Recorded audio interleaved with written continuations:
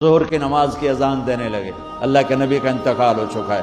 جب اشہد ان محمد پر پہنچے تو روتے روتے روتے آواز بند ہو گئی اور جلدی سے اذان پوری کر کے نیچے آئے، کہا آج کے بعد قسم اٹھاتا ہوں اذان نہیں دوں گا، میرا نبی نہیں ہے تو اذان بھی نہیں ہے۔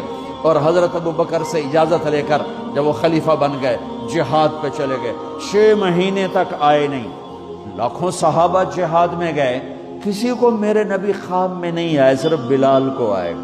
بلال یہ کیا بے وفائی، ہم سے ملنا ہی چھوڑ دیا، ہمارے پاس آنا ہی چھوڑ دیا۔ آنکھ کھلی تو ان کو یوں لگا جیسے اللہ کے نبی زندہ بلا رہے ہیں، یا رسول اللہ میں آ گیا، یا رسول اللہ میں آ گیا۔ اور اسی وقت اونٹنی کو بھگایا۔ 21 دن کا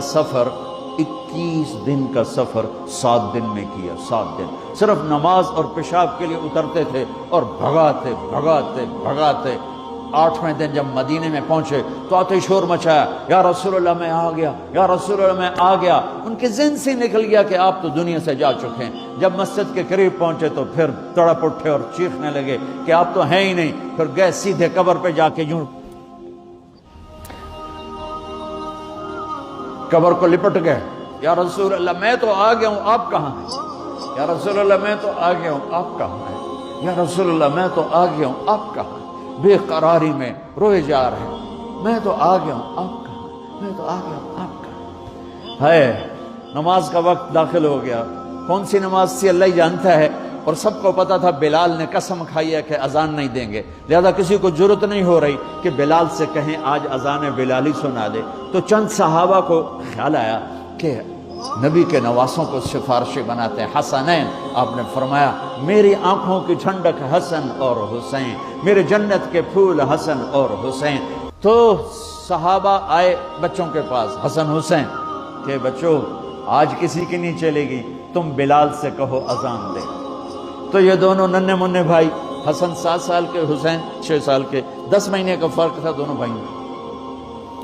چچا ایک درخواست کہ میرے ماں باپ آپ پہ قربان، آپ درخواست کیوں کہہ رہے ہیں؟ آپ امر کریں، آپ حکم کریں۔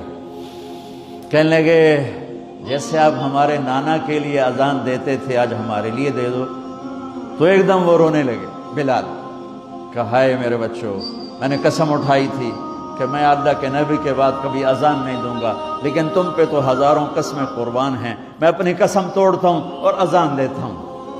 جب وہ چڑھنے لگے اس بی بی کے گھر، قریب ایک انصاری عورت کا گھر تھا جس کی چھت پہ چڑھ کے اذان دیا کرتے تھے، تو سانس رک گئے سب کے، آنکھیں پھٹ گئیں، اور وہ یوں منظر دیکھ رہے کہ آج بلال تو ہے، محمد مصطفیٰ نہیں ہے۔